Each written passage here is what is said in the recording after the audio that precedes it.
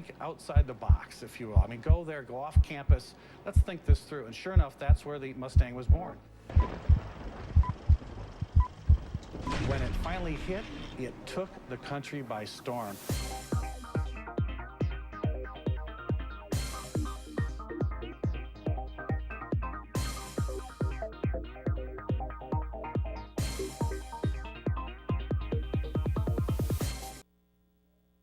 Hi, everybody, and welcome to another edition of Cars in Context. I'm your host, John Clor. You know, this is the Motor City, and this is the show where we put cars into the context of your everyday life. We love to celebrate our great automotive heritage here in the Grosse Pointes, but we will make no apologies for our decidedly Detroit perspective. And today, we've got a perspective that everyone will want to listen in on. We're going to talk to the problems we have on the road, the issues we have in our minds when we see bad drivers. And you know who I'm talking about, because it could be you. So pull up a chair, sit down, and listen to the telltale signs of how you know when you are a bad driver. And to discuss that with us, we have none other than Chris Sawyer. Chris, editor, founder of thevirtualdriver.com, the best blog in all of automotive journalism. Thank you so much for joining us. You're welcome. You know, I know this is a really touchy topic when we're calling out the bad drivers today, Chris. Yeah, and if I'm on that list, you're a dead man. Oh, no. Well, we don't know. Folks, we're gonna, that's not really new for us to call you guys out. What is new for us is our new logo that you see on the front of our turned aluminum copy desk here. We wanted to show you that the heritage here is really the Motor City and Detroit, even though we are Is that filming. what this is? Yeah. I thought this was old siding. No, it's turned aluminum, Chris. It's like the dashboard of a Cobra. You know what I'm saying? Okay, well, all right. Yeah, okay. Not quite that good. But anyway, before we get to this great topic, because I know all of you are interested to know if we're going to call you out as one of Detroit's worst drivers. But before we do that, you know what we have to do? The news. Yeah, we have to find out what's in the news. So I'm going to start this one out. You know, we've always talked about Tesla. Yes. And how they're trying to reinvent the way you buy cars by not going to a dealership, because, you know, forming the franchises and then opening dealers, that's a big expensive thing. He just wants to sell them to you online and go to a store and get them fixed, whatever.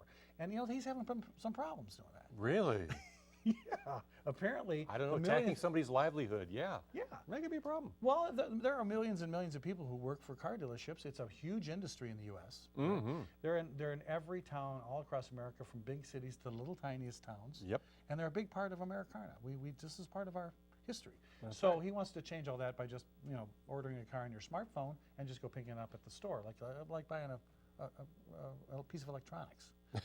Which is really what it is. Yeah, exactly. But guess what, folks? We have finally got the response from the NADA, or the National Auto Dealers Association. We knew this was going to happen. We warned you about it in previous shows. And sure enough, they said, you know what? We're going to have an official response to Tesla saying, you don't need dealers anymore. It's old-fashioned. They're just a middleman. Cut out the middleman. It's cheaper. It's better. Really? It took them this long? I'm sorry. It just, you know, Chris, thought ran through my mind. That's a good point. It did. Why did it take them this long?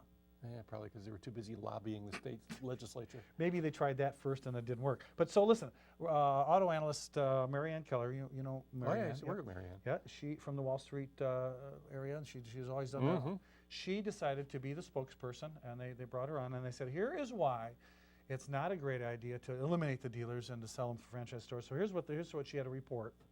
And here's what she said. She said, dealers are good because they have to compete against each other. And by competing against each other, that keeps prices down, because if you were just corporate stores, there's no competition. They charge you what they want. Right. Really? Yeah. Okay. No argument. Okay, here's another point. She said, and here's another reason. Now, if automotive automakers, if they owned all of the dealerships, they don't have to compete on price, and the same thing goes for service. If they're all owned by the same company, you go in for service, you're not going to get a deal, or somebody's not going to go falling over themselves to give you better service, because that's the way it is. Exactly. What they would do is they would close down those dealers who were non-performing. Right. Instead of that dealer, and now if he's non-performing, goes around and does all these specials to get more people in, and he competes. See, funny how economics works. Now here's the major defense that the dealers said. This is the major reason why they don't just sell cars on the internet and you pick them up at the store. The dealer acts as an advocate for you with the factory for the car owner, especially on warranty and recalls. In other words, the dealers say, hey, let me go talk to the regional sale. We're going to get this handled. And because why do they do that? Because they want you to repeat business. They want you to say, look what I've done for you. I've gone to the manufacturer and said, this guy's been a great customer. Is there some goodwill money you can give them? You know, they're on usually act on your behalf if you have a good dealership. Yeah, otherwise he goes in the back, talks to the F&I guy and jacks up your rate. Oh, no. That just ruined the whole study. No, okay. So think about it. I mean, I know I've got a lot of input from people that say, oh, Tesla's right. We should just order our cars online and just pick them up, and we don't need dealers anymore. But think about it, Chris. I mean, those are some pretty good points. You know what it is? I think we've been so ingrained and had such bad experiences. Well, everybody has. Yeah, so we're, maybe we're just naturally. Well, when you find a good dealer, you stick with them. So, Which should put the other guys out of business. I mean, theoretically, the answer is, if you have somebody that really takes care of you, that you really like, send your business there. Make your wallet do the talking. Absolutely. And then other guys can't compete when they have no customers, and they'll go away, right? Absolutely. Or why don't you give us something a little more uplifting? No. Okay. Well, get us something to depress us. Okay. I'm really good at that. Despite a series of reports that China's economy is slowing down and car sales there have reached a plateau, Yeah, I've heard that. That's right. many We're done. suppliers still see big growth ahead for autos in China. One supplier, ArcelorMittal, the largest steel producer in the world, Well, they should know something. predicts that car production in China will soar 60% over the next 8 years, from about 22 million units today up to 35 million. And if their estimates come true, that would make them roughly the same size as US and Europe combined, which is going to happen eventually. Oh, I don't know, Chris. Really? Well, I mean, that's. I mean, when I saw the sales, you've already seen what's happening with Lincoln putting their former Asia head in charge of Lincoln now. Right. And obviously Lincoln's going to be growth in China, and that's going to be wagging the dog. And after talking to some Ford engineers, I hope not, because some of the things the Chinese want are a little weird. Yeah, they're not. They don't want transmissions that shift. They want them to feel like electric motors, because they're, as the engineer said, well, they're 26 and they've never driven anything before, and this is what a car should feel. They don't want to be bothered. Oh my gosh. Well, I say we should take them out and show them what cars are really like. Like 1G turns and 300 miles an hour, and just scare the living crap out of them. That'll change your attitude. real fast. Absolutely. Yeah. All right. Let's talk about other countries. I like that. Okay. All right. I don't know if a lot of people follow the industry in other countries. We do, because we're all global now. Our industry is global, and why we bring it to you on Cars and Context is it's not all just about Detroit, Michigan, even though the sign says it is, because it's all about It's all about the you industry. anyway. That's Wait a second. So in Venezuela, the auto industry has just completely hit a wall, and it's important. The reason I'm bringing this to you tonight is because this tells you what happens when governments get involved in a free enterprise business. The government in Venezuela. Really? You mean like the current administration is trying to do here? See, I knew Anyway. this was going to come up. But listen, so there's this Boulevard Revolution going on. Yeah. Well, and it's kind of like falling apart right now. Simon Boulevard. It was started by former President Hugo Chavez. Yeah. And what it's been doing, it's been crippling not only the auto industry, but most industries over there, because there's a hard currency shortage, and there's the big problem. So, but how it affects the industry here in Detroit and for us is that the auto industry that we know and love is really struggling to stay in business. For example, car sales dropped over the last couple of quarters 90%. Ooh. And why? Because you don't have currency, you don't have any money. That hurts. You can't buy anything. I'll give you a bottle top and this lint. And I got this lamp and this pocketbook and this chair. That's all I need. Yeah. And my dog.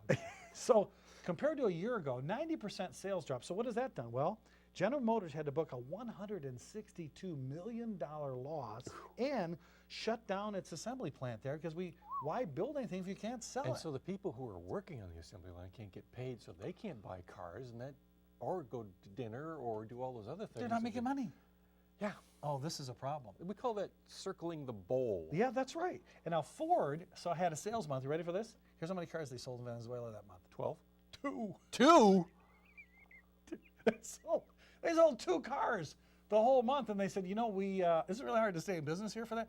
And they said, so we're going to they shut down production there. And then they also said one of the execs said the country's shortage of hard currency means it can't even get dollars there to pay in Venezuela to pay their suppliers. So they can't even open the plant because they can't pay anybody. There's no cash. Has anybody realized that they have a great economic cudgel to use against this government to get them out of the way? Well, and saying we're going to move our production plants elsewhere. Goodbye. I'm glad you said that because Toyota stopped production altogether. It can't get customs to allow Venezuelan customs to allow car parts to come in so they can build the car. So they shut their 2 factories down. And what happened? The Venezuelan president, Victor Marudo, what did he do? He said, "You automakers, how dare you shut down your plants? We need money." Typical politician. Unbelievable. So that's why we bring that stuff to you, just to show you what happens when they say they don't kind of mix real well. Yeah. No. Give us something better. How about something gassy? And I'm not talking about last night's dinner. Oh, how about lunch? Okay, with Toyota getting ready to produce a fuel cell vehicle in California. We talked about this. What have we talked about for that? We said, and you pointed out, they don't have any. Why make these? You can't refuel them. There's no place to refuel. Well, they're now helping develop a hydrogen refueling network in the Golden State. I don't know why they call it the Golden State either. Yeah. Yep. For the venture, Toyota is teaming with First Element Fuel, which is, well, it is the first element, a company that just so happens to be run by former GM marketing chief Joel Owonick. Wow. The California Energy Commission is providing grants that will help open 28 new hydrogen refueling stations, 19 of which will be operated and maintained by First Element. Well, so they get a lot of it. Well, that's 28 stations out of what, how many thousand in California? Yeah. Last year, California announced a $200 million program that hopes to add 100 hydrogen fuel stations over the next decade. So it's coming, but I'll tell you what, follow Tesla. Tesla's got it right.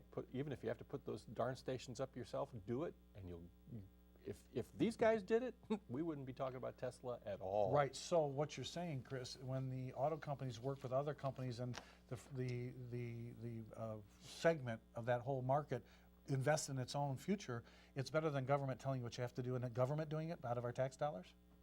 Exactly. You get the John Smith Award. I get a gold star on my forehead. Oh. So Or the Adam Smith Award, I should say. John Smith was somebody else. Well, yeah, I knew that guy. But I kept signing in on the hotel. But Yeah, he went to my high school. So listen, speaking of people interfering with things and they don't understand the auto industry, I got one for you. You're going to love this, folks.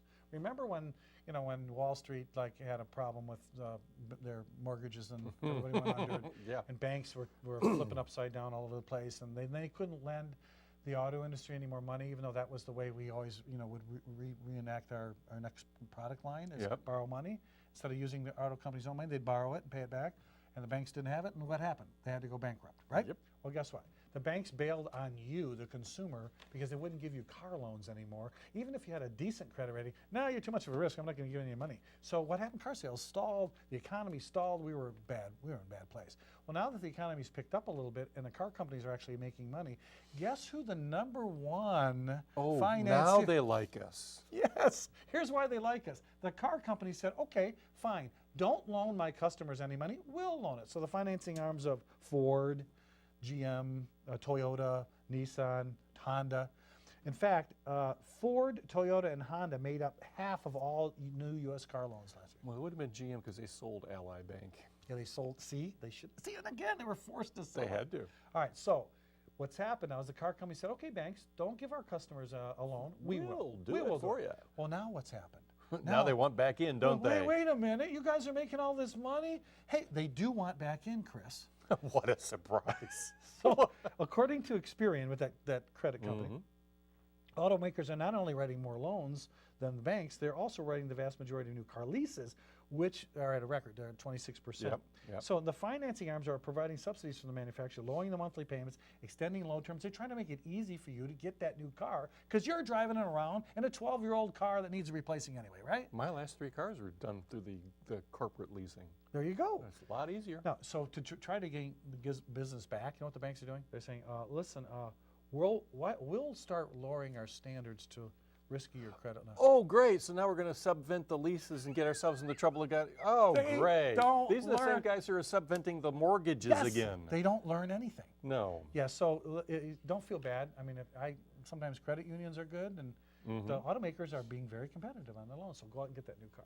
So that's enough for that. I just can't take it. The news is sometimes just crazy. No, let's do something fun. Let's do car trivia time. Sounds good. All right, car trivia time is when we pull out of our hats. And, And other places. yeah, do you have a hat?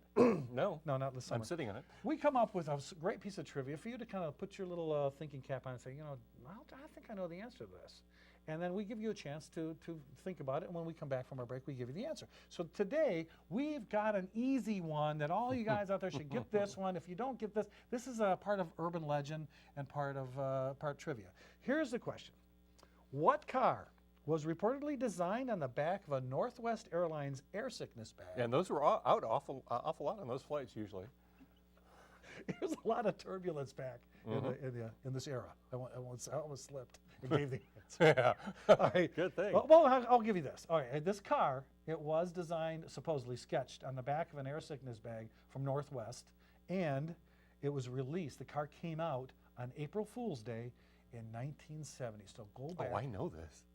See? Now, do you know it? So think about the answer, and when we come after the break, we'll give you the real answer, whether or not Chris is right. See you then. You doubt me? No.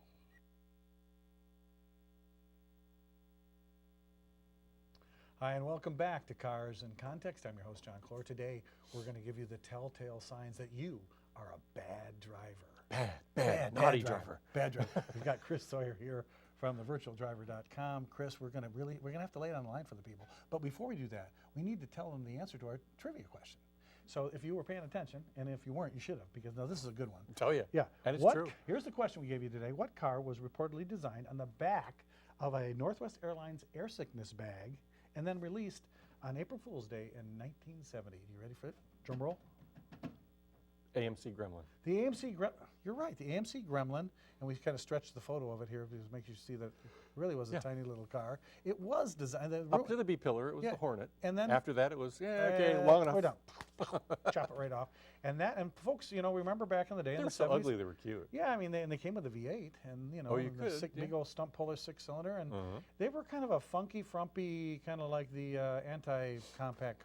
Yeah, but remember the Levi's Gremlin and all that sort of stuff? Gremlin yeah. X. Oh, Gremlin X. Gremlin Yeah. X. Yeah, that was a great one. I hope you got it right. If not, you got to keep watching Cars in Context. We're going to keep giving you other chances. But now it's time to get into our show topic. And the show topic today, I hate to bring it up, folks, but you know who you are. I'm going to be talking to you. You are really bad. You're a bad driver. How do you know that you're a bad driver? And Chris, let's start off with the number one thing, the number one least used piece of equipment that's on the automobile today. And I say it is the turn indicator. There's one in the car? Why don't you use your turn indicator? It really does If I use it, then people will know where I'm going. Yeah, It seems to be the Well, what is it? Is it we're just lazy? inconsiderate, selfish, narcissistic. Where do you want me to stop or just continue on? Those are all good. That's actually, so we don't care that we're going to signal other people because it's not about other people, it's about me. Hell yes, everything's about me right now. Yeah, and I don't mean me personally, I mean me as in the, but yeah. So the turn indicator is like they don't even know it's there. So they don't, please folks, if you're going to change direction, take that little lever. And put it in the direction that you're going. Yeah, that's also helpful. I forgot. Oh. Yeah, instead of How many times have you seen that? Put on the right, turn left. You mean you can't change your mind? No. Okay. Well, you can change your mind, but Change put the the left. other turn signal on. Folks, use the turn indicator. That's the number one pet peeve people just don't have. Okay, so the other one is left lane bandits. Left lane bandits, LLBs. Why don't we just come right out and say it? It is not your God-given right to sit in the left lane and force everybody to go the speed limit or lower. It's not. It No, really in isn't. fact, in New Jersey, about 15 years ago, what they did was they sent the state police out there and they ticketed people in the left lane who were impeding the traffic of those who were actually going above the speed limit. Why? Because it is against the law to sit in the left lane. It is there for passing. Yeah, folks, it's getting bad when you go down I-94 or I-696 and you're on the freeway and someone's in the left lane. They're trying to teach you, hey, I'm doing the speed limit, so I'm okay. And then when they see their exit like in 300 yards, they make the mad dash across 2 or 3 or 4 lanes of traffic. Yeah. Get out of the left lane. I love those people. Yeah, if you want to drive slow, stay to the right. Oh, Okay. absolutely. Here's the other one, folks.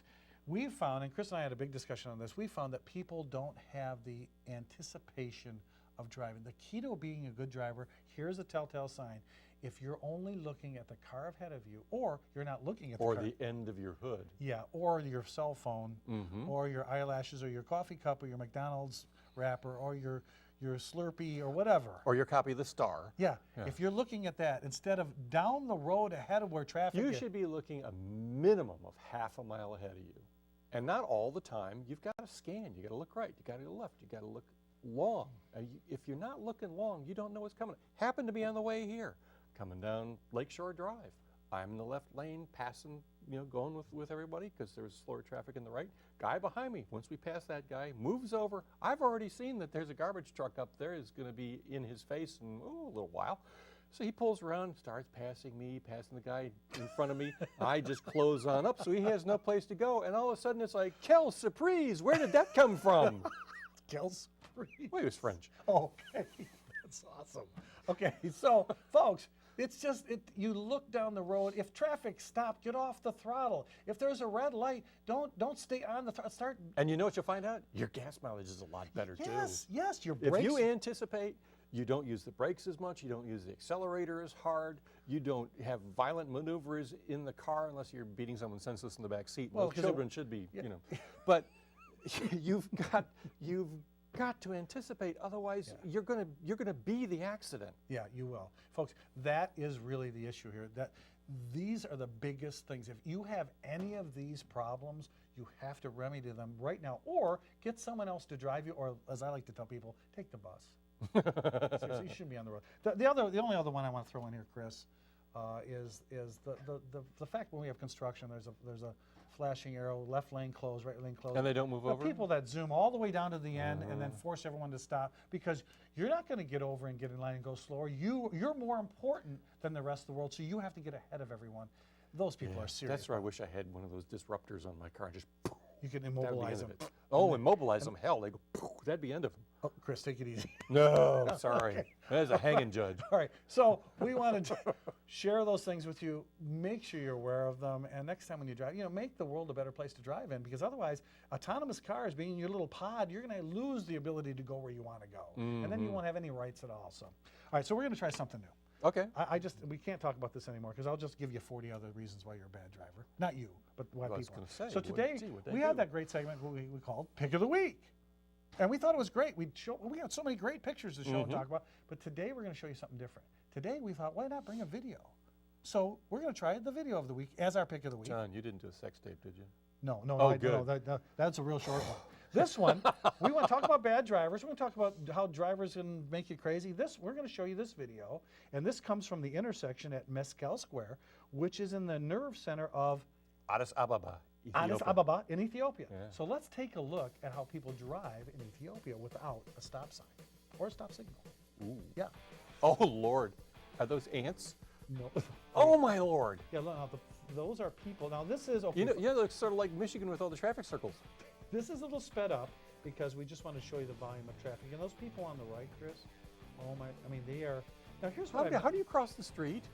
You walk out there, and then you kind of look where the cars are coming. Oh man, see those left turns? That bus just blew through. Yeah, oh wow. Oh, this is so difficult. Folks, if you think it's tough here in Detroit, It's like that Steve Martin movie with Eddie Murphy where he had to cross the highway. don't you? Oh my God! Oh my God! Yeah, oh my don't God! you think this would be better with Benny Hill music playing in the background? Yeah. I mean, no one. It's like a colony of ants. I've not seen an accident. Has anyone seen any fender bender yet? Has any pedestrian been? Oh my goodness. Murdered? This is amazing, folks. This is when we talk about drivers that are thinking of other drivers rather than themselves. Everyone's waiting patiently Oh. for their chance to If move. you just watch the centerpiece, it's like, Whoa, whoa, whoa. Yeah, yes. but no, Chris, look, no accident. No accident. Wow, that's anticipating. That's That's what anticipating is all about. That's amazing.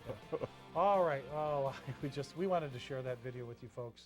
Really pretty amazing. That was something. Oh. So I'm not driving an Addis Ababa. we're not going to Ethiopia anytime soon. But anyway, so right now let's do another little thing. Here's when we do have a pick. It's called Pride in My Ride. Yeah. We've got this brought in from a friend of ours in Mount Laurel, New Jersey. This comes from Helena Sembler, and we met her at the Carlisle Ford National. She wanted to show pride in this ride. This is her 2011 Ford Mustang GT. Yes, that's my wife, Jenny. I was going to say, gee, that would Jenny take knows Jenny. Helena, so Jenny jumped in and said, "This is your new Mustang." She put a supercharger on it, did all kind of custom mods. It's got ghosted ghosted silver flames painted into Really? this, and Helena, by the way, folks, is a brain surgeon. She actually is a surgeon and drives this hot Mustang. Very cool. Wow. If you have pride in your ride and you want to be on Pride in My Ride, send it to me, Jay Clor at carsandcontext.com, and we'll be sure to put it on the air, but you know there's more. Yes. This is the time when we asked Lauren Parrott of WMTV. Lauren, is there any possibility that Cars in Context has viewer mail? Of course, John. Oh, thank God. Lauren, you Yeah, I found was some worried. viewer mail. Bless your soul. And this is also this is also the time when on YouTube where you'll see that the guy says Lauren's on at 20. Lauren's on at 26. But yeah. Thank you, Lauren, for that. Why don't you give us the first letter here, Chris? Okay, this one comes to us from Craig Z of Grosse Pointe Woods, who watches Cars in Context on Comcast Cable Channel 915, which is HD. There you go. Dear Cars in Context, I saw your episode from the Detroit Auto Show where you said Kia would likely produce its GT4 Stinger concept car. Yep. Now I see where Kia's marketing VP said they have received so much positive feedback on it that they're thinking about building it. Yeah, let's With see. Hyundai Kia hurting for capacity these days, do you think it's smart to bother with adding a niche product like a small specialty sports coupe to their model mix? Yeah, and it's not as That's weird a cool as you car. think. Yeah. Remember we looked at it, Chris? We said you know that Nissan would make their little 510. The IDX. The IDX, and we said well, that they're running into trouble because they don't have a small rear drive platform. We said but this, yeah. These guys do. What? I mean, they It's do the have a Genesis platform. Oh, really? This Genesis is going to do what I said they should have done from the beginning, because Hyundai building a Mustang didn't make sense. No. So they're going to take the Genesis Coupe, and that's going to be more of an Infiniti size car, style car. So it'll be like the Infiniti G37 Sure. was. And then at Kia, these guys are going to go after the sports cars. Yeah, I heard it here first. Thank you for that question, by the way. Craig. Yeah, I appreciate that. I've got one too. This one comes from Hannah S. of Livonia, Livonia, who watches really? us on AT&T Uverse. Channel 99. Yeah. That's where I watch it. Awesome. It says, Dear John, I tried to use Uber recently. That's that Jawohl. car service, you know. And the driver refused to take me because I had my dog with me. He said that dogs were against his religion and he drove off. But the problem is I prepaid online with my smartphone. I had never been refused a ride with my dog when I got a cab. Now I see taxi drivers all over the world are angry at Uber's service and claim it's breaking the law in some places. What should I do? Ask for your money back, certainly. Well, I mean, you have to go on. You have to call Uber. You know, that's a thing. You know, the taxi cabs are regulated, and you know, there's a law. And I and guess Uber if isn't? the guy in Uber is just some guy who wants to make money. Right. So And so he can tell him, oh, no, I gave her a ride, sir. Yeah. It was no my fault. like, you smell like marijuana. I can't let you in my car because I get high from the contact. Contact high, Yeah. yeah. So, you know, they could do that. I mean, it's their right. It's their car you're sitting in. It's not like a taxi, which in many ways is beneficial. Well, yes, it's not a rolling toilet, but Wait a minute. Hey, not all taxis are that way. I don't know. Okay, well, but I would, Hannah, I would say call Uber or contact them and ask for your money back that you didn't get Yep. the ride that you paid for. Day and then just time, remember all when that you, stuff. when you've got to use, I mean, just remember it is a personal car. It's not a taxi cab. That's right. So He you can get- do what he wants. You get what you pay for, and Uber would be a good. We would have to do a show about this because that is taking over. It's growing. It's a growing industry. Right now, it'll hit the wall soon. Okay. Trust me on this. You heard that one here first. Again, Chris, can you believe it? We're out of time again. What? I know. I'm going to reset my watch. We had so many more things we wanted to tell you about you bad drivers out there. We'll have to just we'll sneak those into other shows. I hope you like the pick of the week being the video of the week. We'll try that from time to time. Absolutely. And our new look. But if you have a pick of the week, an idea for us, or just a comment for viewer mail, send it to me, jclor at carsincontext.com, and we'll put it on the air. And don't forget to watch us also on Cars in Context TV on the YouTube channel. Chris, thanks for joining us. You're welcome. You can join Chris on thevirtualdriver.com. And until next time, remember that knowledge is power. I've been your host, John Clor. Thanks for watching.